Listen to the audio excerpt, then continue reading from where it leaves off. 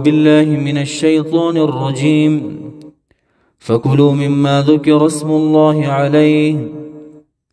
فكلوا ما ناقص خريتاسو مما دهغسنا ذكر چيات شوي اسم الله نمد الله عليه باغي باندي يعني كلوا مما ذبح على اسم الله دهغ سارون خوراک کوي چې ذبح کړي شوی په نوم د الله باندې هغه چې اصلا حلال او پاک وي ان کنتم کچره تاسو بیااته پایتون د الہ مؤمنین یقین لرونکو خوراک د دغه سارون کوي چې په نوم د الله باندې حلال شي یا ان کنتم منا اذ کنتم زکچ تاسو بیااته پایتون د الله باندې مؤمنین منا یقین لرونکو نو خوراک د دغه ذبایحونه کوي چې په نوم د الله باندې حلال کړي وما لكم ايم الباعث عليكم سد باعث پتاسو باندې یا اي شيء لكم سچل پتاسو باندې الله تاكلوا دا چې خوراک نه کوي تاسو مما دا غسنا ذکر چې یاد کړی شي اسم الله نوم د الله عليه پاغي باندې من الذبائح د ذبائحنا سچل چې خوراک نه کوي تاسو د دغه سارونه رب کریم فرمایي وقد خامخا پتا کې سره فصلا تفصیلی بیان کړی الله لكم تاسو لرا ما هغه اشیاء حرما چې حرام کړی الله علیکم پتا سو باندې نو حرام خو تاسو ته الله تبارک وتعالى تفصیلی بیان کړی الا مضطرتم مگر چې محتاج کړی شوی تاسو د حرامونه یعنی لکه غي آیت ته اشاره ده حرمت علیکم المیتة والدم حرام کړی شوی دی پتا سو باندې مردار لرا او وینا کتاسو مجبور کړي شي من هذه الاشیاء دغه اشیاءنا حرامونا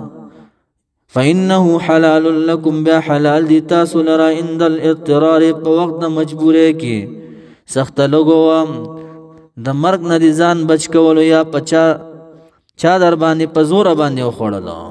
نو بیا ګناه نشتا نو رب کریم فرمای الا مضطرتم مگر چې محتاج کړي شي تو الیه دي حرام وتا وان كثيرا يقينا دير د خلقنا لا يضلون خامخا گمراه کوي خلق لرا باهوائهم پرزوګانو خواهشات باندې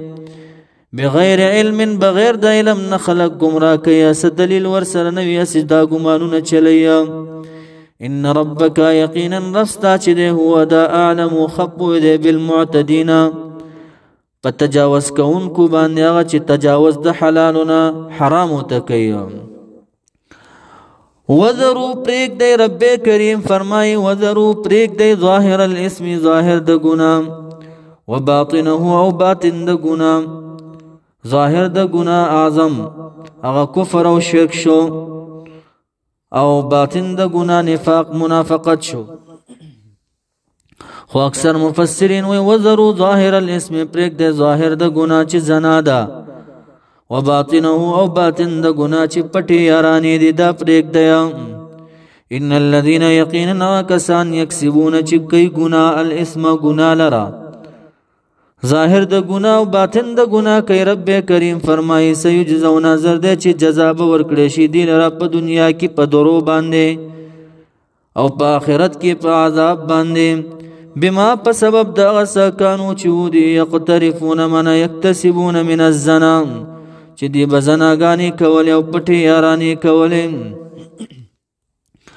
رب کریم فرمای ولا تاكلوا مخریتاسو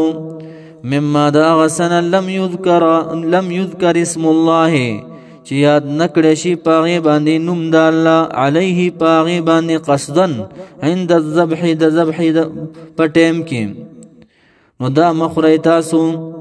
وانه يقينا دا چې لفسق منا اكله فسقنا خړل د دې ګوره ګناه دا فسق دی وان الشياطين يقينا دا شیطانان چې رب کریم فرمایي لا يوحون الى يوسوسون وسوسه چې الى اولیاءهم دوستان خپلوتا په تحلیل د محرمات او په تحریم د محللات ولی ليجادلوكم دې د پاره چې جنگونو کې تاسو سره په خوراک د مردارې کې وان اطعتموهم کچره اطاعت وکړو تاسو هم د دغه شیطانانو یا دوستان د شیطانانو د دې اطاعت وکړو تاسو په کفر او شرک یا په خوراک د مرداري کې رب کریم فرمایي انکم یقینا تاسو چې لمشرکون بخامخه شرک کوونکي اوس هغه سړی چې ذکر اسم الله ته حلال وي چې نوم د الله په یاد شوی هغې ته حلال وي او لم یذکر اسم الله ته حرام وي نو دا مؤمن دی مقابل کې کافر دی نو دا دواړه برابر دي نه نو رب کریم فرمای او من کانا آیا پس هغه څوک کانا چې و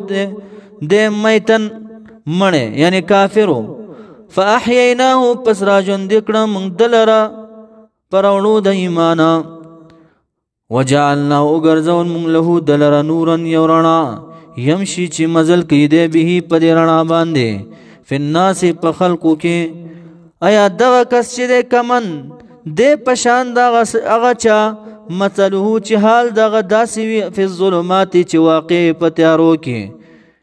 یعنی کفر او شرک کې واقع وي دی په شان دی نه داسې لیس بخارج چې په هالکون د کې چې نوی وتون کې منها د دغه کفر او د شرک نه د تیارو نه یا د جهنم نه نو کذالک هم دغه رنګ زوینا خسته کړی شوی دی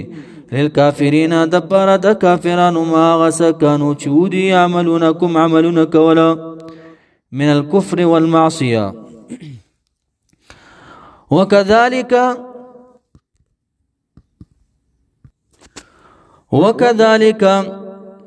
كما جعلنا في مكة اکابر لك څنګه چې موږ مکه معظمه کې اکابر سرکشان ګرځولي ولکه ابو جهل وغيرها بدینان نو كذلك هم دغرنګي جعلنا ګرځولي مونږ رب کریم فرمای فی کل قريه پر یو قريه کې اکابر لویان مجرمیها سرکشان دغه قريه لیم پرودی د پاره چې مکر او فساد وکړي بدعملیان وکړي فيها په دغه قريه کې رب کریم فرمای وما يمكرون دی مکر نه کوي په یو کس باندې الا مگر بانفسهم په نفسونو خپل باندې مکر کوي وما يشعرون دی شعور نه لري پويږي نه ځکه چې صدا دي تدا واذا جاءتم کله چې راشي دی لره آیت یو معجزه په صدق د رسول الله صلی الله علیه وسلم باندې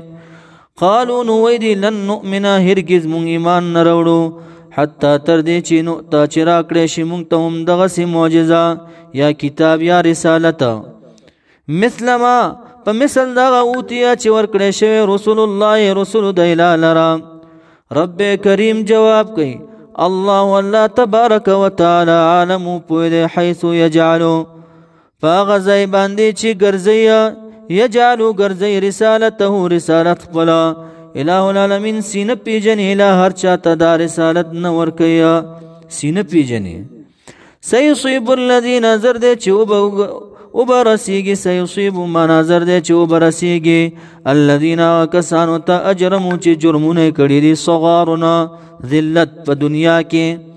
په جهاد باندې عند الله پنيز د الله وعذاب وعذاب شديد سخت عند الله في الاخره په آخرت کې سخت عذاب بما په سبب دا غسکانو چې ودي یمکرونا مکر به کولو مکر بازی او فریب به کولو فمن پس هر هغه څوک یرید الله چې اراده وکړي الله تبارک وتعالى اغلر ان يهديه چې هدایت ورکړي اغلر نو یشرح معنا یفتح کلاو کی صدره من قلبه زړه داغه للاسلام د پاره د اسلام قبول کی بیا ومن ورغ سوک یرید چې اراده وکړي باری تعالی